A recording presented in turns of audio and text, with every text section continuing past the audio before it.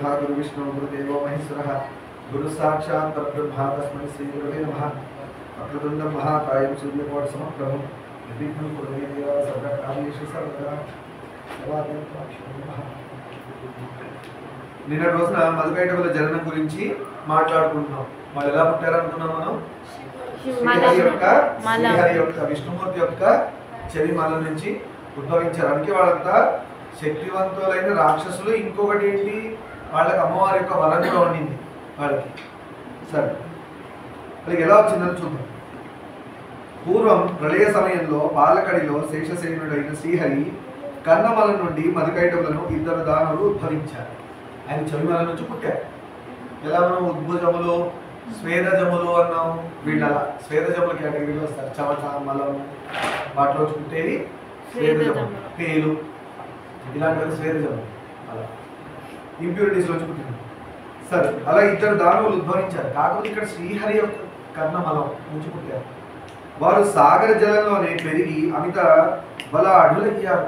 సాగరంలోనే వాళ్ళు సముద్రంలోనే పెరిగి బలంగా తయారయ్యారు. సాగరంలో సముద్రంలో అన్నదమ్ముల్లాగా ఆ మహానవంలో క్రీడిస్తూ ఉండగా వారికి ఊహ కలిగింది.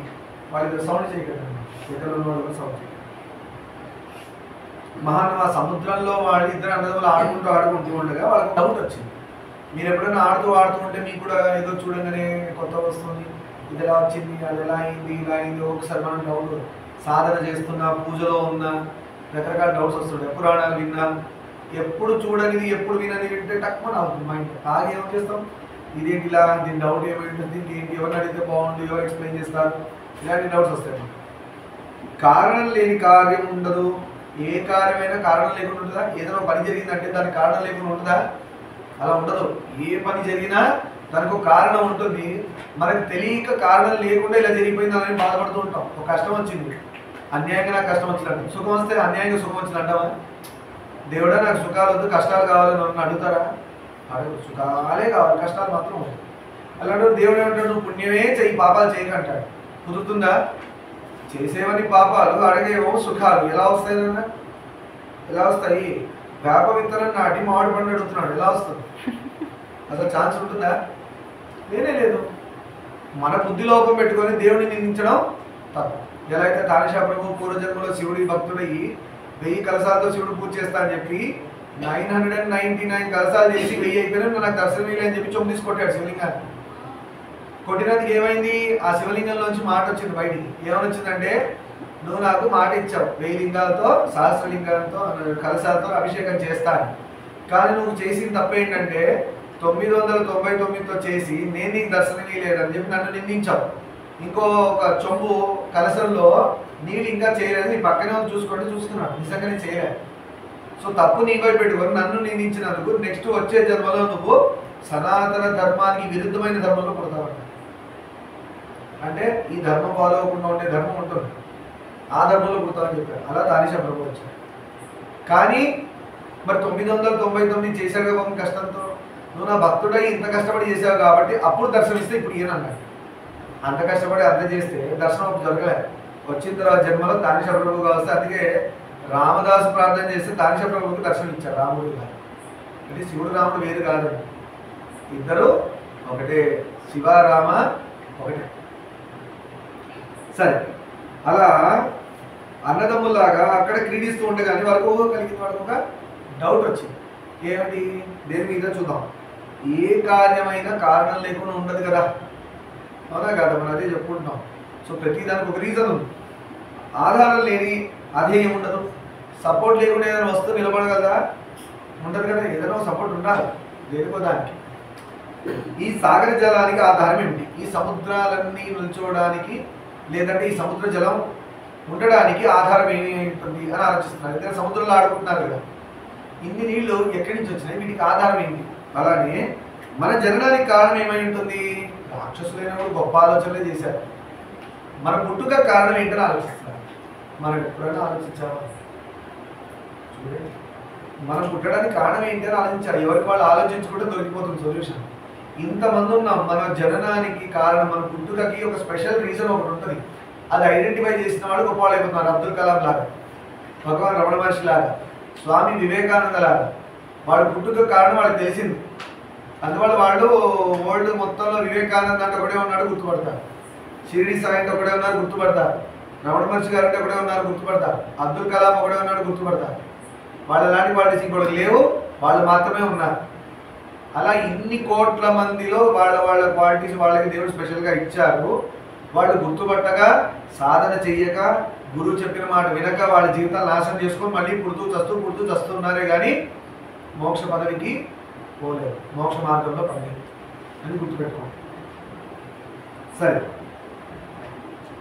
మన జరగడానికి కారణం ఏమైంటుంది అని మధుకైటబులు ఆలోచించసాగారు అని వితర్కించడం మొదలుపెట్టారు. అంటే ఆలోచన చేస్తున్నారు ఏమై ఉంటుంది. అంతటా కైటవుడు మధువుతో అంటున్నాడు, మధుకైటబులో కైటవుడు మధువుతో అంటున్నాడు. అంతటా కైటవుడు మధువుతో ఈ విధంగా అంటున్నాడు, ఈ జలదికి కానీ అంటే ఈ సముద్రానికి కానీ మన జననానికి కానీ ఆధారభూతమైన ఒక పరాశక్తి ఉందని నా ఊహ అన్నాడు. చూడు పట్టించాడు రాక్షసుడు, ఒక శక్తి పరాశక్తి ఏదో ఉంది, ఒక గొప్పనైన శక్తి ఏదో ఉంది మన జననానికి, అలానే ఈ సముద్రం ఉండడానికి.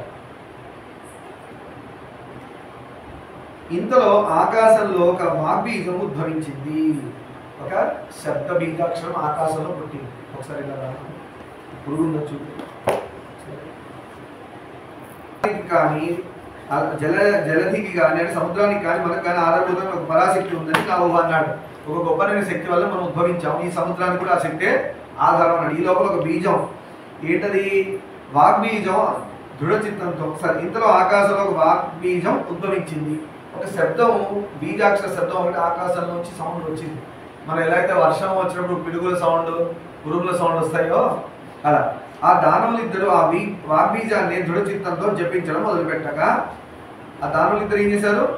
ఆ వాగ్బీజం సౌండ్ వినపడదు కదా, దాన్ని పట్టుకున్నారు. ఆ సౌండ్ని, అది ఓం ఉండొచ్చు, శ్రీం ఉండొచ్చు, ఐం ఉండొచ్చు, ఏదైనా బీజాక్షరాలు చాలా ఉన్నాయి. వాళ్ళు విన్నబడ్డ బీజాక్షరాన్ని వాళ్ళు అలా పెట్టుకొని దాన్ని జపం చేస్తూ కూర్చుంటారు. అంటే మాకు వచ్చింది అంటే అనుభవంగానే ఒక సొల్యూషన్ వచ్చింది, అది పట్టుకున్నారు వాళ్ళు. రాక్షసులైనా కూడా ఎంత బాగా వాళ్ళు గురి పెట్టుకుని వెళ్తున్నారు చూడండి. గగనతలాన తడుక్కున ఒక మెరుపు మెరిసింది. వాళ్ళు జపం చేయంగానే అలా చేయడం స్టార్ట్ చేస్తుండగా గగనాన ఒక మెరుపు మెరిసింది వాళ్ళకి. అది దేవి దివ్య తేజమని ఆ దానులు ఇద్దరు నిశ్చయించుకొని నిరాహారులై నిర్జితాత్ములై సర్వభోగ వివర్జితులై 1000 సంవత్సరాలు ఆ మంత్రాన్ని జపిస్తూ దేవిని ఆరాధించారు. ఆ గొప్పనైన మెరుపే అమ్మవారు అనుకున్నారు. ఆ పరాశక్తి అమ్మవారే ఆ యొక్క మెరుపు అనుకొని ఆ మెరుపును అలా గుర్తుపెట్టుకొని ఆ బీజాక్షరం వినబడ్డ దాన్ని జపం చేస్తూ 1000 సంవత్సరాలు జపం చేశారు. ఎలాగా? నిరాహారులై, అన్నం తినలే రాక్షసులు ఇద్దరు. నిర్జితాత్మలై, వేరే వాడి మీద ఫోకస్ పెట్టకుండా, ఓకేనా, సర్వభోగ వివర్జితులై అన్ని భోగాలు వదిలేశారు. ఎలాంటి భోగాలు? మన మనసులో వస్తుంటాయి కదా, మనకు నచ్చేవన్నీ భోగాలు, నచ్చనివన్నీ కష్టాలు. ఎండలో నడుచుకుంటూ పోయి నుంచో అంటే ఎండలో అంత దూరం పోయి తీసుకురా అంటే నచ్చదు, అది ఏసీ వేసుకొని కూర్చో అంటే నచ్చుతుంది. సో భోగం ఏసీ వేసుకొని కూర్చోవడం, కారులో తిరగడం భోగం. అలా ఆనందం కలిగించేవని భోగాలు, ఆనందం కలిగినవని కష్టాలు. తల్లిదండ్రులు ఉన్నప్పుడే బాగా కష్టపడి చదువుకున్న వాళ్ళు ముందు భోగాలు అనుభవిస్తారు. తల్లిదండ్రులు ఉండగానే మీరు కష్టపడకుండా వాళ్ళని కష్టపడి ఇప్పుడు భోగాలు అనుభవించినారు, ముందు కష్టాలు అనుభవిస్తారు అని చెప్పచ్చు ఈజీ. ఎందుకు? It is a wave. అందుకని కష్టపడి తల్లిదండ్రులు దీపం ఉండగానే ఇల్లు చక్క పెట్టుకుంటారు ఆయన అంటే అర్థం అదే. బాగా కష్టపడి తల్లిదండ్రుల సపోర్ట్ తీసుకొని గొప్పగా చదువుకొని గొప్ప ఉద్యోగాలు వస్తే ముందంతా సుఖమే.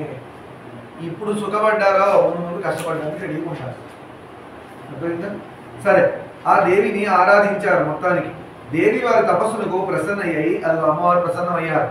వరం కోరుకోండి ఇస్తా అనగా అమ్మవారు ప్రత్యక్షమై అమ్మవారే దొరికారు. ఏ అమ్మవారు శివుడు, విష్ణువు, బ్రహ్మని తన ఆధీనంలో పెట్టుకుని తను చెప్పినట్టుగా నడిపిస్తున్నారు. ఆ అమ్మవారు సాక్షాత్కారం పొందారు. వీళ్ళిద్దరంటే ఎలా ఉంటారు చూడండి. వాళ్ళు ఏమడిగారు? స్వేచ్ఛామరణాన్ని అనుగ్రహించమని అడిగారు. మాకు ఎప్పుడు కావాలంటే అప్పుడు చావు రావాలి, దానంతా వచ్చి మనం పట్టుకెళ్ళదు, మేము ఎప్పుడు పోవాలనుకుంటే అప్పుడు. అదే అలా భీష్ముడికి ఉన్నారు. భీష్ముడు తన చావు తను అనుకున్నప్పుడే వస్తుంది, లేదంటే భీష్ముడి చావు తీసుకెళ్ళలేదు. అలా సరే, స్వేచ్ఛామరణాన్ని అనుగ్రహించని అడిగారు. ఆమె అలాగేనని అంతర్హితురాలయ్యింది. మొత్తానికి తదాస్తన్న అమ్మవారు వరం ఇచ్చారు. వీళ్ళ చావు ఎవరి చేతిలో? వీళ్ళ చేతిలోనే ఉంది. వీళ్ళు ఎప్పుడు కావాలంటే అప్పుడు వస్తుంది. అంతవరకు ఎప్పుడు రాడు తీసుకెళ్ళి.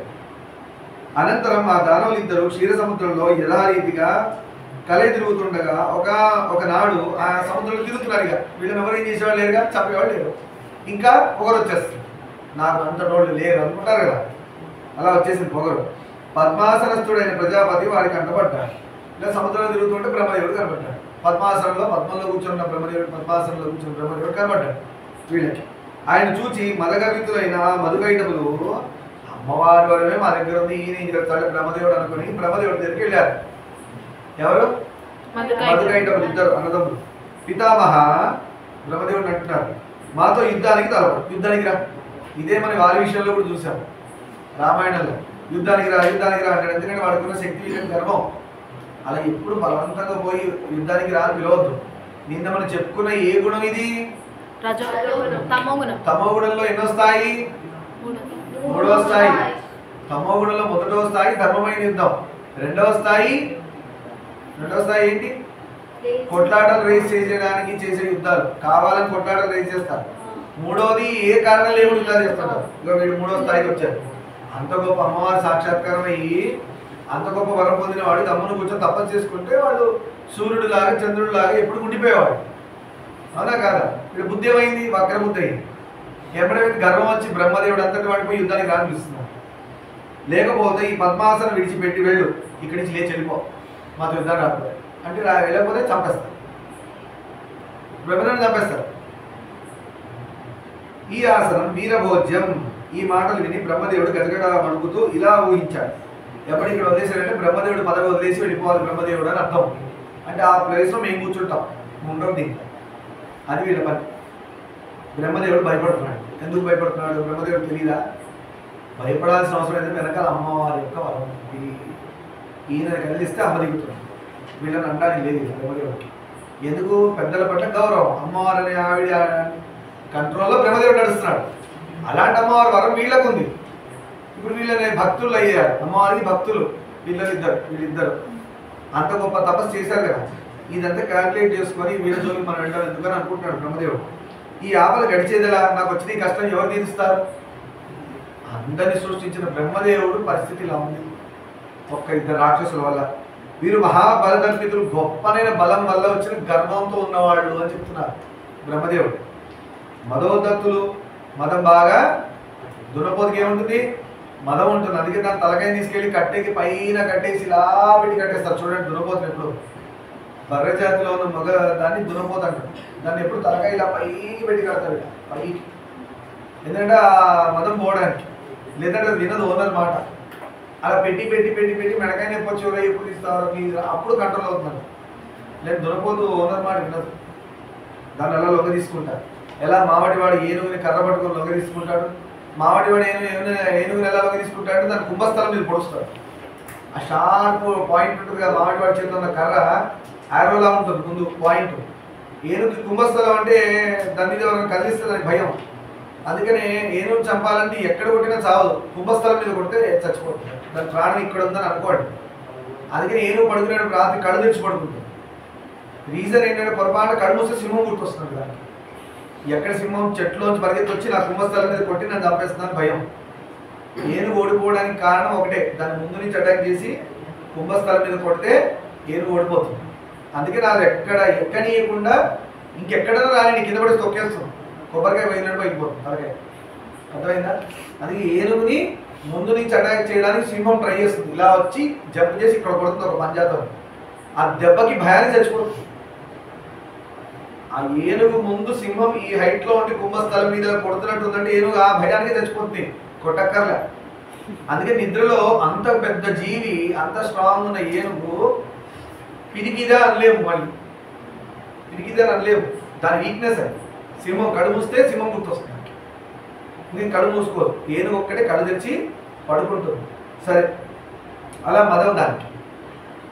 వీరితో పోరు నాకు తగినది కాదు అని వీళ్ళు కూడా, బ్రహ్మదేవుడు కూడా అనుకుంటాడు, వీళ్ళతో నాకెందుకు యుద్ధం, వేస్ట్. ఏదైనా యుద్ధం చేసి ఓడిపోవాల్సిందే. ఎందుకంటే వెనకాల అమ్మవారి యొక్క గొప్పనైన వరం ఉంది వాడికి. సామధాన భేదాలకు కూడా వీరు లొంగరు. సామధాన భేదాలు అంటే అంటే ఫస్ట్ మెల్లగా చెప్తాం. ధర్మ మార్గం ఇదిరా అదిరా అని చెప్తాం. వింటారా? లేదు దండిద్దామంటే నా శక్తి కంటే వాళ్ళు ఎక్కువ శక్తి అలా. నెక్స్ట్ డిఫరెన్సెస్ చూపించి కొంచెం చెప్దాం. ఇలా చేయాలా, మాటకి దెబ్బకి ధర్మానికి మూడింటి వివిధ రకాలు కాదు. పోనీ ఏదో రీతిగా వీరిని ప్రశంసించి ప్రసన్నం చేసుకుందామా అంటే నా దుర్బలత్వాన్ని నేనే వ్యక్తం చేసుకున్నట్టు అవుతుంది. వీళ్ళ పోనీ పొగిడి ఏమని చేద్దామంటే పొగిడితే ఏముంది, ఇంకా గర్వం ఎక్కువై నీకంటే గొప్పవాడంటే నేను వాళ్ళ గురించి చులకన అయిపోయానని నేనే చెప్పుకున్నట్టే కదా పొగిడితే. రాక్షసుల యొక్క పొగడతలు మంచివి కాదు. కనుక యోగ నిద్రలో నిశ్చలంగా ఉన్న శ్రీహరిని లేపి ఆ దేవదేవుని సాయంతో నేను వీరి బాధ నుండి బయటపడాలి అని అనుకున్నాడు. యోగ నిద్రలో ఉన్నాడు విష్ణుమూర్తి. ఆ విష్ణుమూర్తిని యోగ నిద్ర నుంచి లేపితే ఆయన వచ్చి రాక్షసులను సంహరిస్తాడు, నేను ఈ కష్టాల నుంచి బయటపడచ్చు అనుకున్నాడు బ్రహ్మదేవుడు. ఆయన ఇలా స్తుతించడం మొదలుపెట్టాడు. వెంటనే స్తోత్రం స్టార్ట్ అయింది. ఎవరి మీద? విష్ణుమూర్తి మీద. మనకు కష్టాలు ఏం చేస్తాం? గోవింద కాపాడు, ఆపద ముక్కులవాడు, అనాథ రక్షక, గోవింద గోవింద అంటాం. ఎప్పుడే పరిగెత్తి వస్తాడు గోవింద కాపాడడానికి. దేవ విశ్వంభర భక్తార్థిహర శ్రీహరి కరుణించి మేలుకో, యోగ నిద్ర నుంచి బయటికి రా స్వామి, నీ బిడ్డనే నన్ను వీడు బాధ పెడుతున్నారు, చంపేటట్టున నన్ను కాపాడు. తండ్రి కదా, బిడ్డను కాపాడుకో. మదోదత్తులైన దైత్యులిద్దరూ నన్ను సంహరించడానికి ఉద్యుక్తులవుతున్నారు. వీళ్ళిద్దరూ మదంతో పొగరుతో ప్రవర్తిస్తున్న వీళ్ళు నన్ను చంపడానికి రెడీ అవుతున్నారు, కాపాడండి అంటున్నాడు. మహాసంకటావస్థలో ఉన్న నన్ను ఇలా ఉపేక్షించడం న్యాయమా? నేను ఎంతో కష్టంలో అంటే నన్ను పక్కన పెట్టి మీరు ఏదో బిజీ అయిన పనిలో ఉన్నారేమో, అది న్యాయమా అని అడుగుతున్నాడు. అంటే బిడ్డను కాపాడడానికి తన యొక్క కర్తవ్యాన్ని గుర్తు చేస్తాడు అని వేడిన యోగ నిద్ర సమాక్రాంతుడైన హరి కదలలేదు మెదలేదు. ఎంత ప్రార్థన చేసిన హరి కదలలేదు మెదలేదు, అంటే మాట్లాడలేదు, యోగ నిద్ర నుంచి బయటకు రాలేదు. ఆ సమయంలో బ్రహ్మ ఇలా ఊహించాడు. ఎంబడే ఇంకో ఆలోచన వచ్చింది బ్రహ్మదేవుడికి. ఏంటో చూద్దాం. శక్తి ప్రభావం చేతనే శ్రీ విష్ణువు ఇలా యోగ నిద్రావసుడై ఉన్నాడు. శక్తి అమ్మవారి యొక్క మాయ వల్ల విష్ణువు యోగ నిద్రలో పడుతున్నాడు. అంటే అమ్మవారు జోచ్యుతానందని పడుకోబెట్టేశారు విష్ణువుకి. మళ్ళీ అమ్మవారి నిద్ర లేస్తాడు. లేదంటే ఏంటి, జోచ్యుతానంతా కంటిన్యూ అవుతూనే ఉంటుంది, పడుతూనే ఉంటుంది హాయి. అమ్మ పాలిచ్చినప్పుడు బిడ్డలు ఎలా పడుకుంటారు? చిన్నపిల్లలు వాడు ఎంతగా లేవడి కావాలి. అమ్మ చెయ్యి స్పర్శ, అమ్మ పాలు అలా శక్తివంతమైనవి. అప్పుడు చిన్నప్పుడు మనం తాగాం కాబట్టి ఇన్ని రోజులు ఎటువంటి రోగాలు లేకుండా ఇట్లా స్ట్రాంగ్గా ఉండగలుగుతాం. చచ్చే వరకు అవి కాపాడతాయంట. అలా అంచేతనే మేలుకోలేదేమో, అమ్మవారి యొక్క యోగమాయ వల్ల మేలుకోలేకపోతున్నాడు అనుకుంటున్నాడు. నాకు ఇప్పుడు దిక్కేవారు కంట్రోలరే విష్ణు, అలాంటి విష్ణువే పడుకొని ఉన్నాడు. ఇప్పుడు మన పరిస్థితి ఏంటి అని ఆలోచిస్తున్నాడు. మదగర్వితులైన దానవులు వచ్చి మీద పడేలాగా ఉన్నారు. ఇక నాకు గత్యంతరం లేదు. ఇంకా ఒకసేపు అయితే దానవులు ఇద్దరు వచ్చి మీద పడి చంపేస్తారు. ఇక నాకు దిక్కెవరు? వీళ్ళ ముగ్గురికి ఎవరు దిక్కురో వాడిని పట్టుకోవాలి. ఎవరు అది? ఆదిశక్తి అమ్మవారు. యోగ నిద్రాకృతిలో ఉన్న దేవియే నాకు రక్ష. అమ్మవారు ఏ రూపంగా ఉన్నారు? ఇప్పుడు యోగ నిద్ర రూపంలో ఉన్నారు. నిజంగా చెప్పాలంటే ధ్యానం చేసేటప్పుడు మనం ఆ గొప్పనైన ఆత్మావస్థ ఉంది కదా, రాత్రి నిద్రపోయినప్పుడు ఏమి తెలియకుండా పడుకుంటామే, అది కూడా అమ్మవారు. అది కూడా అమ్మవారు. విష్ణుమూర్తి అలా ఆత్మనిద్రలో యోగ నిద్రలో అలా పడుకోవడానికి ఆ యోగమాయలాగా యోగ నిద్ర రూపంలో ఉన్నది అమ్మవారే. అంటే ప్రపంచం తెలియకుండా చేసేది అమ్మవారే, ప్రపంచం తెలిసేటట్టు చేసేది అమ్మవారే. యోగ నిద్ర నుంచి బయటకు వస్తే ప్రపంచం, ప్రపంచం మర్చిపోయి యోగ వెళ్ళిపోవడమే యోగ నిద్ర. ఆమెను స్తుతిస్తే కమల నేత్రుడు లేచి నా కష్టాన్ని హరిస్తాడు అని చింతించి జగదంబికను స్తుతించడం మొదలుపెట్టాడు. వెంటనే అమ్మవారి యొక్క స్తుతి చేస్తే, అమ్మవారి యొక్క ప్రార్థన చేస్తే అమ్మవారు విష్ణుమూర్తిని లేపుతారు. వెంబడి విష్ణుమూర్తి వచ్చి నా కష్టాన్ని తీరుస్తాను అని ఎవరు అనుకుంటున్నారు? బ్రహ్మదేవుడు అంటున్నారు. Very good.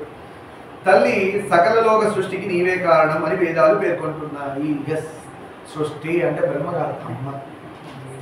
మన ఇంట్లో కూడా బ్రహ్మదేవుడు ఉన్నారు. ఎవరు? మన అమ్మే. సృష్టి చేసింది అమ్మే కదా. నాకు ఎక్కడ ఉన్న బ్రహ్మదేవుడు నీ ఎదురుగా నీ ముందు తిరుగుతుంది, వాల్యూ ఇవ్వకుండా నువ్వు ప్రవర్తిస్తున్నావు. మన ఇంట్లో ఉన్న అమ్మే బ్రహ్మదేవుడు, మన ఇంట్లో ఉన్న అమ్మే విష్ణుమూర్తి రూపం. ఎందుకు? పాలించి మనల్ని పెంచి పెద్ద చేస్తుంది కదా, కంట్రోలర్. అలానే మనం అటు ఇటు చేస్తే కూడా అమ్మ మంచి మాటలు చెప్పి ఆవిడే తప్పు చేస్తే ఒక దెబ్బేస్తుంది ఆవిడే చూడు. అందుకే అమ్మ 3 రూపాలు అని చెప్తారు, పేర్కొంటున్నది. ఇది నిజం. కాకపోతే అఖిల లోకాలను పాలించే శ్రీహరి నీ వసవర్తి అయి, చూడండి, అన్ని లోకాలు పాలించే హరియే నీ యొక్క మాట విని, అంటే నీ వశంలో ఉన్నాడు. యోగ నిద్రలో మునిగి నిశ్చేష్టుడై ఉంటాడా? అలా ఎలా ఉంటుందమ్మా? అన్ని లోకాలు పాలించమని హరిని నువ్వే చెప్పావు, మరి నువ్వే యోగ నిద్రలో కూర్చోబెడితే ఇప్పుడు నా కష్టాన్ని ఎవరు తీరుస్తా? అంటే హరికి ఇచ్చిన రెస్పాన్సిబిలిటీ హరి చేయట్లేదు కదా, మరి అది ఎక్కడ న్యాయం? నువ్వు యోగమాయలో పెట్టేసి కూర్చోబెడితే హరిని ఆయన చేయాల్సిన డ్యూటీలు పోతున్నాయి కదమ్మా, నన్ను కాపాడాలి కదా. ఎలా ఆడుతున్నాడు చూడండి లాజికల్గా.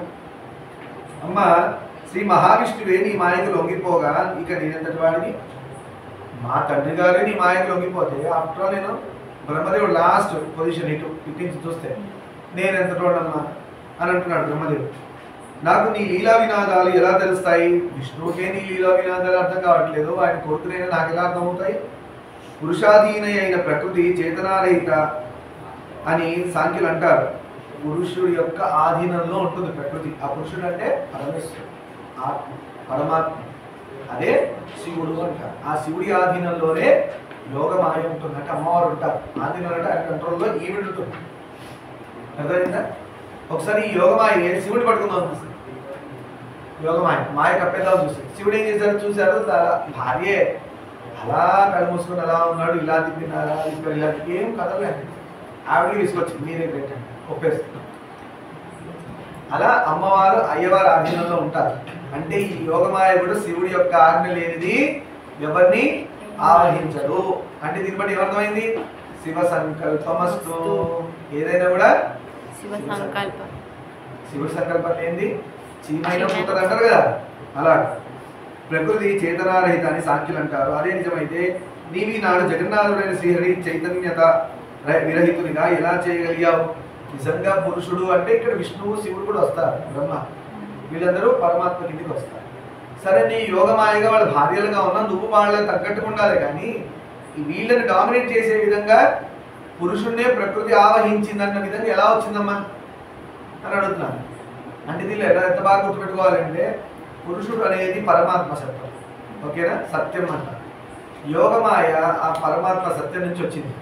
వచ్చి ఏం చేస్తుందంటే ఆ సత్యాన్ని నుంచి దూరం చేస్తుంది, సత్యాన్ని నుంచి మనల్ని దూరం చేస్తుంది. దానే మాయ అంటారు. ఆ మాయ తొలిగితే మనం ఏంటో తెలిసిపోతుంది, మనం కూడా సత్యం అయి ఉంటాం. అదే పరమాత్మలో లీనమవ్వడం, అదే మోక్షం అంటారు. సరే, సగుణవై నీవు నీ లీలా విహారాలతో వినోదిస్తూ ఉంటావు, నీ లీలతో నువ్వే ఆనందపడుతూ ఉంటావు, అందరి మీద లీలలు అంటే నీ లీలలు చేస్తూ ఉంటావు. నీ విధానాలు ఎవరికి తెలియవు, నీ ఆలోచనలు ఎవరికి తెలియదు, ఛాన్సే లేదు. మునులు నిన్ను సంధ్యగా పేర్కొని త్రిసంధ్యల్లో నీ నియతితో నీ గుణధ్యానం చేస్తూ ఉంటారు. ఇదిగో 3 గుణాలు. సంధ్య, సంధ్య అంటే పగలు రాత్రి కాలం, మార్నింగ్ ఒకటి ఉంటుంది, ఈవినింగ్ కూడా ఒకటి ఉంటుంది కదా, సంధ్యాకాలం అంటారు. అలా 3 రకాల సంధ్యలు ఉన్నాయి. ప్రాతః సంధ్య, మధ్యాహ్నిక సంధ్య, సాయం సంధ్య. 3 రకాల సంధ్యలలో కూడా అమ్మవారే ఉన్నారు సంధ్య రూపంగా. పొద్దునైతే సవిత దేవత అంటారు, సావిత్రి సవితా దేవత అంటారు పొద్దున కూడా ఉంటే. మధ్యాహ్నిక సంధ్య, మధ్యాహ్నిక సంధ్యకి పేరు బ్రాహ్మి, మాహేశ్వరి, వైష్ణవి. ఇది అమ్మవారి పేరు. 3 సంధ్యల్లో అమ్మవారికి ఉన్న పేరు బ్రాహ్మి పొద్దున కూడా, తర్వాత వైష్ణవి మధ్యాహ్నం పూట, సాయంత్రం పూట మాహేశ్వరి. ఎస్, బ్రాహ్మి, వైష్ణవి, మాహేశ్వరి. సో సంధ్యావందన అర్ఘ్యం ఇచ్చేటప్పుడు ఎలా గుర్తుపెట్టుకోవాలంటే బ్రహ్మదేవుని తలుచుకొని బ్రాహ్మీ దేవతని తలుచుకోవాలి. మధ్యాహ్నం సంధ్య చేసేటప్పుడు మహేశ్వరుని తలుచుకొని వైష్ణవి దేవతను తలుచుకోవాలి, అంటే అమ్మవారు. సాయంత్రం పూట విష్ణుదేవుని తలుచుకొని సాయంత్రం ఏంటి మహేశ్వరు, మహేశ్వరు. బ్రహ్మ, మహేశ్వరుడు, విష్ణువు పురుష రూపాలలో గుర్తుపెట్టుకోవాల్సింది. ప్రాత మధ్యాహ్నిక సాయం సంధ్యల్లో బ్రహ్మ, మహేశ్వర, విష్ణువు. అదే అమ్మవారి రూపంలో బ్రాహ్మి, వైష్ణవి, మాహేశ్వరి. ఇవి గుర్తుపెట్టుకోండి. సంధ్యావందనంలో అర్ఘ్య ప్రదానం ఆడవాడు చేయొచ్చు, మగవాడు చేయొచ్చు, గుర్తుపెట్టుకోండి. పొద్దున 6ంటికి చేస్తే ప్రాతః సంధ్య, మధ్యాహ్నం 12కి చేస్తే మధ్యాహ్నిక సంధ్య, సాయంత్రం 6ంటికి చేస్తే సాయం సంధ్య. ఈ 3 సంధ్యలలో పొద్దున పూట బ్రహ్మ, బ్రాహ్మీ దేవతలు తలుచుకోవాలి, మధ్యాహ్నం పూట మహేశ్వరి, వైష్ణవి దేవతలు తలుచుకోవాలి, సాయంత్రం పూట విష్ణువు, మాహేశ్వరి దేవతను తలుచుకుంటూ గాయత్రి దేవి ఉపాసన చేసుకోవాలి. గాయత్రి మంత్రం గురువు ద్వారా రావాలి, అది మగవాళ్ళు చేస్తారు. ఆడవాళ్ళకి స్తోత్ర రూపేణ కూడా ఉంది, మీరు కూడా అర్ఘ్యప్రదానం చేసి అమ్మవారి గాయత్రి అనుష్ఠానం చేయొచ్చు. అన్ని మంత్రాలకెల్లా ముఖ్యమైన పేరెంట్ అంటాం కదా, అన్ని మంత్రాలకు మెయిన్ మంత్రం ఏది అంటే గాయత్రి మంత్రం. గాయత్రి మంత్రం చేసే ఏమైనా చేయాలి. మీరు గురువు దగ్గర నుంచి ఎన్ని మంత్రాలు తీసుకున్నా గాయత్రి మంత్రం చేయకుండా చేస్తే మంచిది. ఫస్ట్ గాయత్రి చేసి చేయాలి. అలా ఆడవాడు గాయత్రి మంత్రం ఉపాసన లేదు కాబట్టి గాయత్రి స్తోత్రం ఉంది, మంత్రంతో సమానం, పవర్ఫుల్, అంతే పవర్ఫుల్. సో ఆడవాళ్ళు ఏం చేయొచ్చు అంటే గాయత్రి స్తోత్రం గురువు ద్వారా తీసుకొని, అర్థమైందా, మంత్రోపదేశం గురువు గారి దగ్గర ఎలా తీసుకుంటారు ఆ స్తోత్రోపదేశం తీసుకొని ఆ స్తోత్రం రోజు 108 సార్లు 11 సార్లు ఒక సంఖ్య ఉంటుంది, ఆ సంఖ్య ప్రకారం చేసుకోవచ్చు. 3 సార్లు చేయొచ్చు, పొద్దున, మధ్యాహ్నం, సాయంత్రం. దానికి కావాల్సిన డీటెయిల్స్ అర్ఘ్య ప్రదానాలు ఏం కావాలంటే మళ్ళీ అడిగితే నేను ఎప్పుడైనా చెప్తాను. సరే, జనని నీవు సకల మానవ కోటి యందు బుద్ధివై, చూడండి అందరి మనుషుల్లో ఏమైనా ఏ రూపంలో ఉన్నారు అమ్మవారు, మన బుద్ధిలాగా ఉన్నారు అమ్మవారు. అలా శ్రీవై మనలో ఉన్న లక్ష్మీ రూపంగా ఉన్నారు. కీర్తివై మన పేరు ప్రఖ్యాతులుగా ఉన్నారు అమ్మవారు. మతివై, మతి లేదా అని చెప్తారంటే ఆలోచన. ధృతివై సంకల్పం. కాంతివై మనలో ఉన్న వెలుగు అమ్మవారి. శ్రద్ధవై, శ్రద్ధ లేకుండా ఏంట్రా అంటే అమ్మవారు వాడు వదిలేసిపోయారు, అది వాడికి శ్రద్ధ లేదు, శ్రద్ధ రావాలి. చూసారు, ఇవన్నీ కూడా ఐశ్వర్య కారణాలు. ఇవన్నీ మన ఐశ్వర్యం డబ్బులు కట్టలు, గోల్డ్ కాయిన్స్ కలెక్ట్ చేసుకోవాలి, ఇవి కాదు ఐశ్వర్యం అంటే. అంతా ఉంది కానీ వాడికి బుద్ధి లేదు. ఎన్ని కట్టలు ఉంటే ఏం లాభం, వాడికి కాగితానికి నోటికి తేడా నోట్లే. అలా అనేక వితర్కాలు దేనికి, ఇన్ని ఎందుకమ్మా, నాకు ఈనాడు తటస్థించిన దుఃఖాలన్నీ బట్టి నీవు సకల జగజ్జనులని నిర్దేశించుకున్నాను. సరే, నేను మొత్తానికి ఒక కన్క్లూషన్కి వచ్చానని అనుకుంటున్నాను. బ్రహ్మదేవుడు ఇవన్నీ ఎందుకమ్మా, అందరికీ తల్లి నువ్వు కదా, ఆ రాక్షసులకు నువ్వే తల్లి, నాకు అందరికీ బ్రహ్మకి విష్ణువుకి అందరికీ నువ్వే తల్లివి, అవునా? నీ బిడ్డ కష్టం వచ్చి నువ్వు కాపాడాల్సిన బాధ్యత నీదే కదా. ఇప్పుడు అమ్మవారిని అడుగుతున్నాడు బ్రహ్మదేవుడు. వేద విధులు కూడా నీవు ఎచ్చటి నుండి ఉద్భవించావో, నీ రూప సుగుణాలేంటివో వంచింపలేదు. వేద విధులు చదివిన వాళ్ళు, వేదాలకు హెడ్గా ఉన్నవాళ్ళు, వీళ్ళే నువ్వు ఎక్కడి నుంచి పుట్టావో ఇప్పుడు తెలియదు, వాటికే తెలియదు నువ్వు ఎలా ఉద్భవించావో, నీ గుణాలు ఎలాంటివో తెలియదు వాడికి అని అంటున్నారు. నీ చరిత్ర ఎవరికి తెలుస్తుంది, అమ్మవారి చరిత్ర ఎవరికి తెలుసు, ఎవరు చెప్పగలరు? ఆవిడ ఇలా పుట్టింది, ఇలా ఆవిడ ఒక అంశాలు పుట్టినాయి, సీతమ్మలాగా లక్ష్మమ్మలాగా వాడికి ఉన్నాయి, కానీ మెయిన్ ఆదిశక్తి ఇది ఎలా వచ్చింది ఎవరికి? నేనే కాదు, హరిహరాదులు నా ఆత్మహులైన దేవతలు కూడా తెలుసుకోలేదు. హరిహరాదులకే తెలియదు, శివుడు విష్ణువుకి తెలియదు, నాకు తెలియదు అంటే బ్రహ్మదేవుడికి. బ్రహ్మదేవుడి యొక్క ఆత్మ బంధువులు అంటే ఆయన నుంచి పుట్టిన వాళ్ళు దేవతలు, వాళ్ళు కూడా తెలియదు. నీ మహిమ అనిర్వచనీయం, తెలుసుకోవడానికి కష్టం, చెప్పడానికి కష్టం. నీ మహిమ ఎవరు? అమ్మవారి మహిమ. యజ్ఞాలలో వేద విధులు స్వాహాయని నిన్ను పేర్కొనకుండా హవనం చేసిన దేవతల యజ్ఞ భాగదేయాన్ని పొందలేరు. స్వాహాకారం కూడా అమ్మవారి యజ్ఞంలో స్వాహ అని వేస్తారు, అప్పుడు అగ్ని నోరు తెలుసుకుంటుంది, అప్పుడు స్వాహాకారం. అది యజ్ఞం చేసేటప్పుడు జాగ్రత్త చేయాలి. మంత్రం చదువుతుంటాడు, వాడు చెప్పాడు, వీడు వేస్తూ పోతుంటాడు, ఏదో మిగిలినంతా తల పడేద్దామని. అలా కాదు, అర్థమైందా? ఉగ్రం వీరం మహావిష్ణుం జ్వలంతం సర్వతోముఖం నృసింహం భీషణం భద్రం నమామ్యహం స్వాహ అంటారు. అప్పుడు వేయాలి. అది నృసింహస్వామి యొక్క హోమం జరుగుతుంది, నృసింహ హోమం, మృత్యుంజయ హోమం. ఎవరైనా ఆయుష్ కానీ రోగాలు కానీ ఇబ్బందుల్లో ఉండి హెల్త్ ఇష్యూస్ ఉంటే ఇది చేసుకోవాలి, ఇంట్లో హోమం చేయించుకోవాలి. ఏంటది?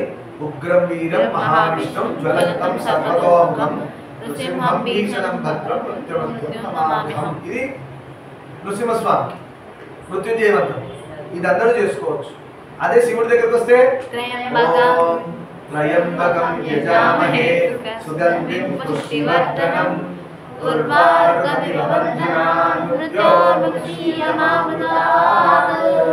అలా చేయాలి. ఎన్నిసార్లు చేయాలండి? రోగం దగ్గర చేయండి, రోగం దగ్గర చేయండి. ఇప్పుడు జ్వరం వచ్చింది చిన్నపిల్లాడికి, ఏమేస్తారు? వాళ్ళ దగ్గర పారాసిటమాల్ వేస్తారు. నాలాంటి పెద్దవాడికి వస్తే పారాసిటమాల్ తగ్గదు, డోలోకే తగ్గుతుంది. ఇంకా కొంచెం మేజర్గా ఉన్న పిల్లలకి డోలోలో సగం వేస్తారు, 650 ml సగం వేస్తారు, జ్వరం వస్తుంది. అలా ఏవో వేసుకుంటారు కదా డోసేజ్, రోగం బట్టి, వాళ్ళ ఆయుష్ బట్టి, ఏజ్ బట్టి వేస్తుంటారు. అలానే మనకున్న రోగం ఎలాంటిదో దాన్ని బట్టి ఆ మంత్ర జపం అంతరించుకోవాలి, అంత కావాలి. ఇది నేను నిజంగానే మృత్యుంజయ మంత్రం శివుడిని నేను ఎక్స్పెరిమెంట్ చేశాను, అత్తయ్య గారు చదువుతున్నాను. చేశాను, ఎక్స్పెరిమెంట్ చేశాను, సక్సెస్ అయింది. అవన్నీ ఇలా చెప్పలేం కానీ సపరేట్గా ఉన్నప్పుడు మాట్లాడుకోవచ్చు. చేసేది కార్తీక మాసం. అలానే కార్తీక మాసం దీపాదాన ఫలితము మృత్యుంజయ మంత్రుల యొక్క ఫలితం అంతా తీసుకెళ్ళి మా అత్తయ్య గారికి ఇవ్వాలని మొక్కుకొని అలా ఇస్తే మా అత్తయ్య గారు నిజంగా ఒకప్పుడు హెల్త్ ప్రాబ్లం బాగా వస్తే సాల్వ్ అయింది. అప్పటికి నాకు చాలా నమ్మకం కుదిరింది. ఇంకోరికి చెప్పాను, వాళ్ళు చేయలేదు సరిగా, అక్కడ ప్రాణం వెళ్ళిపోయింది. అది కూడా ఉంది. అంటే వాళ్ళు చేయలేదని మీరు మాట చెప్పచ్చు. అది చెప్పిన దానంతా మీరు పట్టుకొని చేస్తే ఎందుకు నిలబడదు?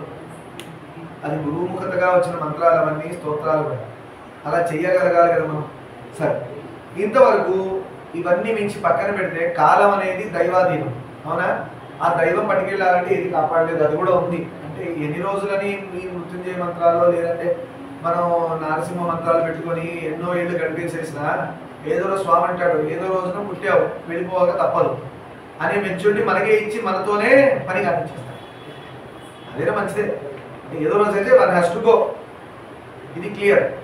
కానీ అది గో అనేది ఎక్కడికి? మళ్ళీ జన్మకే, లేదంటే మనకు కావాల్సిన లోకానికి.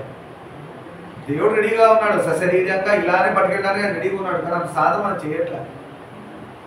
ఎలా చావు నీడగా మన పక్కనే తిరుగుతుందో మన నీడనే మన చావంట. చావు రాలేదు కాబట్టి నీడగా ఉంది, చావు వస్తే నీడ ఉంది. చచ్చిన శవానికి నీడ ఉంటుందా? కలిసిపోయింది. చచ్చిన శవానికి నీడ ఉంటుంది, నుంచోబెడతారా? శవాన్ని కాదు కదా, అయిపోయింది, పోయింది, క్లోజ్. ఇంతవరకు నీవు మమ్మల్ని పరిరక్షించావు. ఇప్పుడు ఈ మధుకైటములను వెంటాడి నా ప్రాణం తీయడానికి సిద్ధంగా ఉన్నాను. ఇప్పటివరకు నువ్వు నన్ను కాపాడుతూ వస్తున్నావమ్మా. కానీ ఈ రోజున నీ యొక్క రక్షణ నుంచి నన్ను చంపడానికి మధుకైటములు వస్తున్నారు అని బ్రహ్మదేవుడు అంటాడు. అంటే నీ రక్షణ ఒకటి ఉంది కదా, మమ్మల్ని కాపాడాల్సిన బిడ్డల్ని. మరి వీళ్ళు వచ్చి నన్ను చంపుతుంటే నువ్వు ఎలా ఊరుకోద్దు కదా అని అమ్మకు చెప్తున్నాడు. వివసీకృత దేహుడనైనా శ్రీహరికి నా బాధ తెలియదు. శ్రీహరిని యోగమాయలో ఉన్నాడు, ఆయనకి తెలియట్లే. నా బాధ ఆయన తండ్రికి ఎలా తెలుస్తుందో తెలియదు. నీవు ఆయన్ను మేల్కొల్పు, నువ్వు వెళ్ళి ఆయన లేపమ్మా. అమ్మ వెళ్ళి లేపాలి. అరే లేరా, ఎగ్జామ్ టైం అవుతుంది అంటారు కదా, చదువుకో, అరే లోకంలో కష్టం వచ్చింది, పో వెళ్ళి తీర్చు అని అమ్మ లేపాలి ఇప్పుడు విష్ణువుని. నీవు ఆయన్ని మేల్కొల్పు, లేదా నీవే ఆ దానవాదములను వరించు. ఆయన లేపు, లేదా నువ్వే వాళ్ళని చంపే అని చెప్పారు. నీకు వసంగతుడై యోగ నిధిలో మునిగిన శ్రీహరిని లక్ష్మీదేవి కూడా ప్రబోధించలేదు. యోగమాయగా నువ్వు శ్రీహరిని ఆవహిస్తే ఆయన భార్యను లక్ష్మీదేవి లేపినప్పుడు లేవడం. అంటే లక్ష్మీదేవి అమ్మవారి అంశమే, కానీ అమ్మవారే అక్కడ దిగి యోగమాయగా ఉన్నప్పుడు లక్ష్మీదేవి కూడా పక్కనే ఉండాల్సింది. ఆవిడ ఏమీ చేయలేదు. పరదైవతాలను వదిలి కామధేనువు లాంటి నీ పాదాంబుజ యుగ్మాన్ని సేవించు వారే ధన్యులు. ఎంతో మంది దేవతలను పూజిస్తున్నారు కదా, వాళ్ళంతా నీ కంట్రోల్లో ఉన్నవారు. వాళ్ళని పక్కన పెట్టి నీ పాదాలు పట్టుకున్న వాడికి ఇంకా ప్రాబ్లం ఏముంది? అంటే నేను ఇచ్చే విష్ణు విష్ణు విష్ణు అని ఇచ్చా, విష్ణు రావట్లేదు, విష్ణు నీ ఆధీనంలో ఉన్నాడు. అందుకే విష్ణువుని పక్కన పెట్టి నేను నిన్ను పట్టుకుంటా, నీ పాదాలు పట్టుకుంటా. ఎలాంటి పాదాలు అమ్మవారి? కామధేనువు లాంటి పాదాలు. కామధేను దగ్గర ఏమవుతుంది? ఏ కోరిక కోరినా తీరుస్తుంది. అలా నీ పాదాలు పట్టుకుంటే ఎవరి కోరికలైనా తీరుతాయని బ్రహ్మ చెప్తున్నారు. దేవి శ్రీహరి నేడు యోగనిద్ర చేతనే బందీకృతుడై నిశ్చేతుడై ఉన్నాడు కదా, యోగనిద్రలో పడుకొని ఉన్నాడు నీ మహిమ వల్ల, అంటే నీ యోగమాయ వల్ల. ఆయన విడిచి శాంతి క్షమాయస స్త్రీకులు ఎక్కడికి నిర్గమించాయో ఆయనకున్న క్షమాగుణం, దయాగుణం, భక్తులను కాపాడే గుణాలు ఎక్కడ పోయినాయి శ్రీహరి నుంచి? అంటే ఉంటే మేలుకొని ఉండేవాడు. అంటే నీ యోగమాయ రాగానే ఆయనకున్న ఈ లక్షణాలన్నీ ఎక్కడ పోయినాయి? అంటే నన్ను కాపాడడానికి రావట్లేదు, దయా క్షమ ఇవన్నీ ఎక్కడ పోయినాయి హరికున్న లక్షణాలు అని అడుగుతున్నారు. యుగారంభంలో శ్రీహరిని సృష్టించి జగత్పాలన భారాన్ని ఆయనకి ఒప్పగించి నేడు ఇలా నిష్కారణంగా ఆయన చేతనారహితంగా చేయడం న్యాయమా? సృష్టి చేసినప్పుడు శివుడికేమో పట్టుకెళ్ళిపోయింది కదా, సంహారకర్త. సృష్టికర్త బ్రహ్మ, పాలనకర్త విష్ణు. మరి ఆయనకు అది ఇచ్చి ఈ రోజు ఇలా పడుకోబెట్టావేంటి? అంటే నీవు ఇచ్చిన భారాన్ని, నువ్వు ఇచ్చిన రెస్పాన్సిబిలిటీ నువ్వే అది చేయకుండా ఆపుతున్నావు కదా, ఇది ఎలా న్యాయం అమ్మా అని అడిగాడు. బిడ్డ ఎలా అడుగుతున్నాడు, అమ్మా నన్ను సృజించినది నీవే, నన్ను పుట్టించింది నువ్వే కదా, నన్ను లయింపజేయాలనే కోరిక లేకపోతే మౌనం వదిలి నన్ను రక్షించు. ఓకే, నన్నే చంపేద్దాము, నన్ను కలిపేద్దాం, లయం చేద్దాం అనుకుంటావు అనుకో, అని అనుకున్నావు అనుకో, లేదు నన్ను కాపాడాలనుకున్నావు అనుకో, మౌనం వదిలి నన్ను కాపాడు. అంటే నన్ను తీసుకెళ్ళిపోవాలనే ఆలోచన నీకే లేకపోతే ఈ విధంగా మధుకైటముల ద్వారా నన్ను చేయకుండా నన్ను కాపాడు. సకల జగత్తును సృజించి లీలా వినోదంగా హరిస్తావు, మొత్తం జగత్తును సృష్టిస్తావు, చాలా గొప్ప లీలలాగా మొత్తం తీసుకెళ్ళి హరించేస్తా, తీసేస్తా. తీసేసి ఒక బియ్య గింజలా చేసి విష్ణువు బొడ్లో పెట్టు. అంతా కలిపి ఒక బియ్య గింజే ఈ మొత్తం సృష్టి. తీసి బొడ్డులో దోపుకొని హరి ఈ బొటని వేలు నోట్లో పెట్టుకొని చీకుతూ ఆ రాగి ఆకు మీద ఇలా తేలుతూ వస్తుంటాడు. అది శివుడు చూస్తుంటాడు, ఆయన దగ్గరికి వస్తాడు. అందుకే శివుడు చూద్దాం చిన్ని కృష్ణుడు ఉన్నట్టుగా కొన్ని ఫోటోలు ఉన్నాయి చూసారా. సృజించి లీలా వినోదంగా హరిస్తావు. నాకు మరణ భీతి లేదు, నాకు చావని భయం లేదమ్మా. మేబీ అంటే నువ్వు ఏమైనా అనుకుంటున్నావేమో, మరణానికి భయపడి నేను స్థుతిస్తున్నా, నాకు చావు భయం లేదు, అంతా నీ చేతిలో ఉంది. నన్ను చంపేసిన నువ్వు చెప్పినట్టే, కానీ నువ్వు సమరిస్తే బాగుంటుంది. కానీ మధుకైటంలో వల్ల నాకు చావు వస్తే నీ పరువు పోదా? అవునా కదా? అలా అడుగుతున్నాడు. నన్ను వధించు, దైత్యులే నన్ను వధిస్తే నీకు అపయశస్సు కాదా? కనుక దేవి అమ్మని అడుగుతున్నాడు. ఇంకా లేండి మీరు, ఇంకా మౌనం వహించద్దు. వాడు నన్ను చెప్పడానికి వచ్చాడు. ఇంత అయ్యింది మధుకైటంలో ఎదురుగా పెట్టుకొని మనస్సులో బ్రహ్మ ఇంత తపస్సు చేశాడు విష్ణువుకి. అమ్మవారికి భయం వస్తే, ఏ భయం వస్తే? ప్రాణ భయం వస్తే మన మీదికి కళ్ళు మూసుకొని ఇలా ఇలా ఇలా అంటే పులి ఎదురుగా వచ్చిన కళ్ళు మూసుకొని చేయమని కాదు, ఫస్ట్ బుద్ధి ప్రయోగించి చెట్టు ఎక్కమన్నాడు దేవుడు. దగ్గరలో ఉన్న చెట్టు, అక్కడికి వెళ్ళి హరిని ప్రార్థించు. అదే కదా హరి ఉన్నాడు కదా అని ఏంటంటే నీకు బుద్ధి ఇచ్చాను కదరా, బుద్ధి రూపం కూడా నేనే కదరా, ఆ బుద్ధి కావాలి నీకు ఆలోచన ఇచ్చా కదరా, ఆలోచన కూడా నేనే కదరా, చెట్టకమని చెప్పాను, నువ్వు ఎక్కలేదు చంపితే నేనేం చేయరా అంటాడు. బుద్ధి రూపం కూడా హరి అనుకో అమ్మవారి. మహోగ్రమైన ఆకారాన్ని ధరించి నన్నైనా లేక ఈ నిశాటులనైనా సంబంధించి గొప్పనైన రూపం ధరించిరామ్మా. అంతకుముందు ఎన్ని లీలను చేసావు నువ్వు, దుర్గగా ఎన్నో విధాలుగా వచ్చున్నావు కదా. నీ యొక్క గొప్ప రూపం ధరించి నన్నైనా వధించు, లేదంటే ఆ మధుకైటవులన్నా సంహరించు. నీ చేతితో చావు నాకు ఓకే, కానీ వేరే వాళ్ళ చేతితో వద్దండి బ్రహ్మదేవుడు. లేదా శ్రీహరి లేదు, మా తండ్రి గారిని లేదు, ఆయనను వచ్చి మా దుష్టులను నిర్మూలిస్తాడని చెప్తున్నాడు బ్రహ్మదేవుడు. చివరి పారాగ్రాఫ్. బ్రహ్మదేవుని స్థుతికి సంతుష్టురాలై అర్థం. ఇలాంటి ప్రేయర్ చేస్తే అమ్మవారు ఎందుకు సంతోషపడదు? బిడ్డ ఎంతసేపు ప్రేయర్ చేస్తాడా అని చూస్తాం. గురువు కూడా ప్రాక్టీస్ ఎక్కువ ఇచ్చి ఎంత ప్రాక్టీస్ చేస్తాడా అని చూస్తూ ఉంటారు. అంత ప్రాక్టీస్ చేస్తేనే అన్ని మార్కులు వస్తాయి. అంత ప్రాక్టీస్ చేయకుండా బద్దకం చూపిస్తే ఏమవుతాయి? అన్ని మార్కులు వస్తాయి. సాధన కూడా అంతే. అందుకని గురువులు, పెద్ద పెద్ద గురువులు 10,000 సార్లు చెయ్యి, 15,000 సార్లు చెయ్యి, 20,000 సార్లు మంత్రం చెయ్యి అని ఎందుకంటారా? అంత చేస్తే కానీ ఆ బుద్ధికి అంత అంటారు. మనం ఎంతో మూసుకొని ఉన్నాం కదా బయట దరిద్రం అంతా. పోవాలంటే గబ్బు పోవాలంటే ఒక్క అగరబత్తి వెలిగిస్తే పోదు, అర్థమైనా ముక్కులో పెట్టినా కూడా పోవడం. అది వదిలించుకోవాలంటే అన్ని వేల మంత్రాలు చేయాలి. సరే, నిద్రాకృతిలో ఉన్న దేవి శ్రీహరి శరీరాన్ని విడిచిపెట్టింది. యోగ నిద్రగా ఉన్న అమ్మవారు ఎవరిని పట్టుకొని ఉన్నారు? అమ్మవారు యోగ నిద్ర రూపంలో శ్రీహరి. అలా యోగ నిద్ర రూపంలో ఉన్న అమ్మవారు శ్రీహరి దేహాన్ని వదిలి పక్కకు వచ్చారు. ఇప్పుడు ఏం చేస్తాడు? హరి లేచి కూర్చుంటాడు. వెంటనే మహా తేజస్శాలి అయిన విష్ణువు యోగ నిద్ర నుండి మేల్కొన్నాడు. లేచాడు అమ్మయ్య, విష్ణుమూర్తి లేచాడు. శుభం. బ్రహ్మ మహానందవరితుడు అయ్యాడు. అమ్మయ్య, అమ్మవారు విష్ణువుకి ఆజ్ఞించింది, వేరే ఆయన నీ డ్యూటీ స్టార్ట్ చేయి అని అన్నారు. అంటే ఇంత స్థుతి జరగాలి, అంత విష్ణువు లేవాలంటే విష్ణువుని పూజ చేశాడు. ఇప్పుడు బ్రహ్మదేవుడు అమ్మవారు. దీన్ని బట్టి ఏమర్థమైంది? మీరు శివుడికి పూజ చేసినా ఇంటికి లక్ష్మీదేవి వస్తుంది, శివుడికి పూజ చేసినా ఇంటికి సరస్వతి వస్తుంది, విష్ణువుకి పూజ చేసినా వస్తుంది, అమ్మవారికి పూజ చేసినా వస్తుంది. వాళ్ళ కమ్యూనికేషన్ బాగానే ఉన్నాయి, ఏం పార్షాలిటీ లేవు, ఏమి ఈగోయిస్టిక్ మనలాగా ఉన్న లక్షణాలు వాళ్ళకి ఏం లేవు. అంతేగాని శివుడు అంటే శివుడే పూజ చేయాలి, విష్ణువు అంటే శివుడు పూజ చేయాలి అలా లేదు. ఎందుకంటే శివభక్తుడికి రామదాసుడు రాముడి రూపంలో దర్శనం ఇచ్చాడు కదా దానిశబ్దకి. మరి శివుడు రావాలి కదా, శూలం పట్టుకొని గంగనేసుకొని నందెక్కి రాముడు కనపడ్డాడు. అలా భద్రుడు తపస్సు చేస్తే అర్థమైందా? భద్రుడు తపస్సు చేసి విష్ణుమూర్తిగా దర్శనమిస్తే లేదు లేదు నాకు రాముడుగా కావాలన్నాడు ఆయన. ఎప్పుడేమైంది గుర్తు తెచ్చుకున్నాడు విష్ణుమూర్తి కనిపిస్తుంది. రాముడు అవతారం అంటే ఎలా ఉంటుంది? చేతితో ధనస్సు, ఒక చోట బాణం, లెఫ్ట్కి సీత, రైట్ లక్ష్మణుడు, కింద హనుమంతుడు, ఇవన్నీ ఉండాలని చెప్పేసి టక్ టక్ టక్ అప్పుడు ఇప్పుడు విషయం వేసుకోవాలి కదా తొందరగా రాముడుగా. అలా వేసుకోవడంలో ఏమైందంటే కుడి పక్కన ఉండాల్సిన చక్రం ఎడం పక్కన పట్టుకున్నాడు, ఎడం పక్కన ఉండాల్సిన చక్రం కుడి పక్కన పట్టుకున్నాడు రాముడు. అదే భద్రాచలం రాముడు.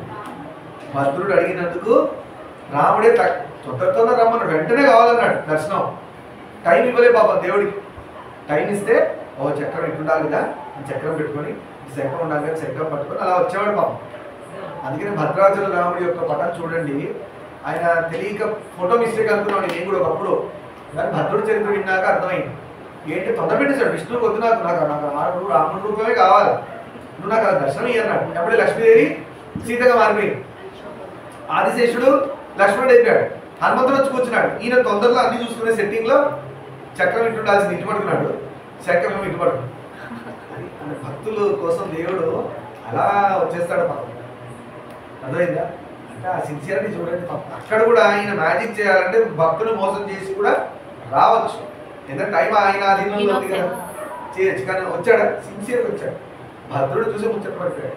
నా స్వామి నా కోసం అయ్యో శంకర చక్రం కూడా అటు ఇటు మార్చుకొని వచ్చాడా. అలా గజేంద్రుడు పిలిచినప్పుడు కూడా ఒకసారి ఇలా అయింది. గజేంద్ర మోక్షంలో ముసలి గజేంద్రుడు పట్టుకుంది కాదు, పట్టుకున్నా ఎలా రక్షణ భారం వహించిన వాడు నన్ను కాపాడడానికి కావాలని నా దగ్గర విష్ణుమూర్తి రావాలని పిలవాలి. గజేంద్ర మోక్షంలో గజేంద్రుడు పలికిన పద్యాల్లో భావం ఏంటంటే, ప్రపంచానికి మొత్తానికి రక్షణ భారం వహించిన వాడు ఎవడైతే ఉన్నాడో వాడు నన్ను కాపాడడానికి వెంటనే రావాలన్నాడు. అప్పుడు దేవతలందరూ మొహం చూసుకుంటారట, నేను పిలుస్తున్నాడు నన్ను పిలుస్తున్నాడు. ఆ పద్యాలు ఎక్కడ ఏ దేవుడి పేరు లేదు. మీరు గజేంద్ర మోక్షంలో చెప్పుకుందాం మనం. ఎక్కడ విష్ణువు పేరు, శివుడి పేరు, బ్రహ్మ పేరు, ఇంద్రుడి పేరు, ఇన్ని ముకోడి దేవతలు, ఒక్కడి పేరు లేదు దాని. కొన్ని పిలిచినప్పుడు లాస్ట్ కొన్ని పిలిచాడు పేరుతో శ్రీహరి రా అంటే వచ్చేసేవాడు. ఈ వీరేంద్ర బాబు ముసలి పట్టుకుంది, నొప్పి అంటున్నాడు, ప్రాణాలు పోతున్నాయి అంటున్నాడు, నీరసం వస్తుంది అంటున్నాడు. ఎవరో ఒక దేవుడు పిలుస్తాడు, వచ్చి టక్కమని ముసలిని చంపేస్తాడు కదా. ఒక చోటు పేరు పెట్టట్లేదు, వీళ్ళేమో టెన్షన్ పడుతున్నారు ఎవరిని పిలుస్తాడు ఆయన పైన. ముక్కోటి దేవతలు టెన్షన్లో ఉన్నారు ఒక్క గజేంద్రుడి వల్ల. ఎందుకు టెన్షన్లో? గొప్ప భక్తుడు అయిపోయాడు. స్వామిని ఇది స్తోత్రం చేస్తూ ఆఖరిన ఒక పద్యంలో అంటాడు, ప్రపంచానికి రక్షణ భారం వహించిన వాడు వచ్చి నన్ను కాపాడాలి. ఇప్పుడు ఎవరికి వచ్చింది ఆ క్వాలిటీ? ఇప్పుడు అందరూ గుర్తుపడేశారు. నాయన నిన్నే పిలుస్తున్నాడు, పోవయ్య పో. అప్పుడు ఆయన ఎలా ఉన్నాడు? ఏకాంత సేవలో ఉన్నాడు, హాయిగా మాట్లాడగా పద్యాలు మంచి ఇంటూ పడుకున్నాడు. అయ్యగా పడుకున్నారు. అమ్మవారు వక్షస్థలం మీద ఉంది. ఆయన వక్షస్థలం మీద అమ్మవారు తలకాయ పెట్టుకుని నిద్రపోయింది. ఆయన హాయి పడుకుని ఇద్దరు ముచ్చట్లు వేసుకుంటున్నారు, ఏదో వాళ్ళకున్నది మాట్లాడుతున్నారు.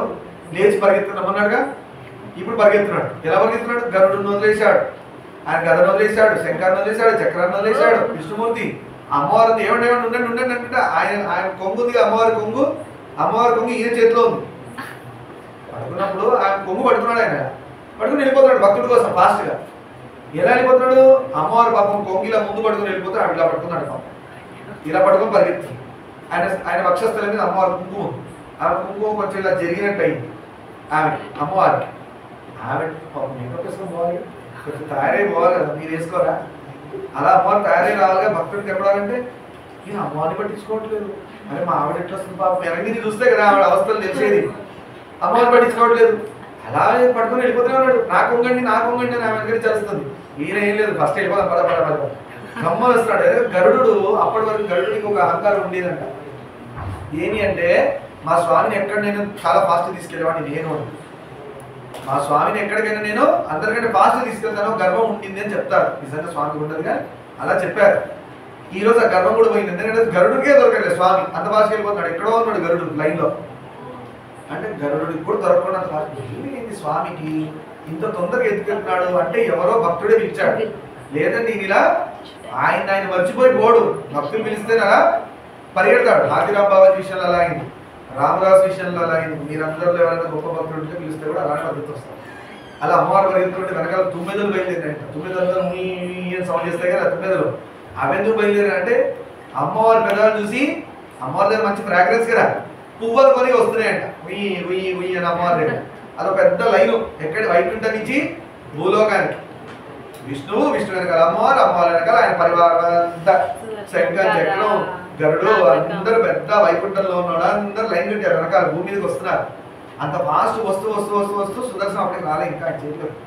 ఆయన తలుచుకున్నాడు, సుదర్శన దగ్గర వచ్చింది, వేసేసాడు. భూమి మీద కూడా కాలు పెట్టలేదు ఆయన. భక్తుని కాపాడే విషయంలో ఎంత ఫాస్ట్గా వచ్చాడంటే అమ్మవారి పై మీద ఆమె శారీ ఎలా ఉందో, పోయిందో, ఊడిపోయిందో, అందులో రావాలి, మా ఆడది కొంచెం చూసుకోవాలా, లేదు భక్తుడే కాపాడాలి ఫస్ట్. ఏమని చేస్తుంది అలా వస్తూ వస్తూ వస్తూ ఆ భూమి మీద కాలు పెట్టకుండానే వచ్చి వచ్చి వచ్చి వేస్తాడు సుదర్శనం. వేగంగా అది వెళ్ళి ఆ ముసలి ప్రాణం తీసేసింది. అలా గజేంద్ర మోక్షాన్ని ఒకరోజు చెప్పుకుందాం, చాలా బాగుంది. సరే అని సూతుడు ఇలా బ్రహ్మ అడగంగానే అమ్మవారు విష్ణుని నిద్రలేపినమ్మ లేచాడు హీరో అని సూతుడు చెప్పగా మునులు విస్మితులయ్యి సూతుని ఇలా అడిగారు. ఇలా అయినా ఇంకా చెప్పలే. ఈ లోపల మన డౌట్లు ఉన్నాయిగా.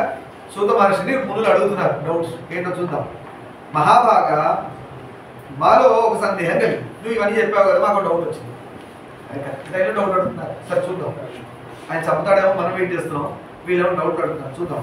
ఈ బ్రహ్మాండంలో బ్రహ్మ విష్ణు మహేశ్వరుడు ఈ ముగ్గురే సనాతనులని వీరే సృష్టి స్థితిలో ఏకాలని వేదాలు చెప్తున్నాయి కదా. వేదాలు ఏం చెప్తున్నాయి? మొత్తంలో సృష్టి ఎవరు? బ్రహ్మ. కంట్రోలరు స్థితి ఎవరు? విష్ణు. లయం శివుడు అని చెప్పారు కదా. మరి ఇదేంటిది? ఈ స్టోరీ ఇంకోలాగెళ్తుంది ఏంటి? అదే విష్ణువే పడుకుంటే విష్ణుడు లేపు పంపించేది ఏంటి? ఇది మాకు అర్థం కావట్లేదు అడుగుతున్నారు. వారిలో శ్రీహరి ఆదిదేవుడు కదా. ఆదిదేవుడు అంటే ముందు నుంచి ఉన్నవాడు, లేదంటే దేవుడు. మన ఈ దేవుడు అంటే విష్ణువే అని అర్థం. పురుషోత్తముడని సకల కార్యనిర్వహణ దక్షుడని అన్ని కార్యక్రమాలు చేయాల్సిన దక్షత వహించిన వాడు విష్ణువు. ఆయన కంట్రోలర్ ఎగ్జామ్స్. అర్థమైందా? అలా అంతటి సమర్థుడు మరొకడు లేడని విఘ్నులు కూడా అంటారు. అంతటి సమర్థుడు ఇంకోటి లేడు మనల్ని పాలించడానికి. అలాంటి విష్ణువు అంతటి వాడు వివసుడై యోగమాయకు లోబడి ఎలా నిద్రాగుతున్నాడు? అంతటి విష్ణువు అమ్మవారి యోగమాయకి ఆయన పడుకున్నాడా? జోచుతానంటే పాడనే అలాగైంది. అదొక డౌట్. మనకు కూడా ఉన్న డౌటే. మరి ఇవాళ గోవింద అనగా మనకు డౌట్ వస్తుంది. గోవింద అంటే మళ్ళీ అమ్మవారికి చెప్పి గోవింద అనాలా? గోవింద అంటే వస్తాడా? గోవిందాన్ని రాకపోతే మళ్ళీ అమ్మవారిని పట్టుకోవాలి. అమ్మ ఎవరు మళ్ళీ మళ్ళీ జోచుతారని పడుకోబెట్టేసావా? మా కష్టాలు వచ్చినాయి రేపమ్మ. ఇవాళ నుంచి ప్రేయర్ మారుతుంది కొంచెం ఇలాంటివి వింటే కదా. విష్ణుమూర్తి పిలిచేటప్పుడు ఏం పిలుస్తాం? అమ్మ ఆదిశక్తి నువ్వు ఆయన పడుకోబెట్టక నాకు ఆయనతో పని ఉంది, నాకు అర్జెంట్గా ఎగ్జామ్లో నేను చదివిన క్వశ్చన్స్ రావాలి, నాకు డబ్బులు అవసరం ఉంది, నా హెల్త్ ప్రాబ్లం ఉంది అని చెప్పండి అమ్మవారు చెప్పి అయ్యవారు ఆయన బిడ్డే చెప్తాం.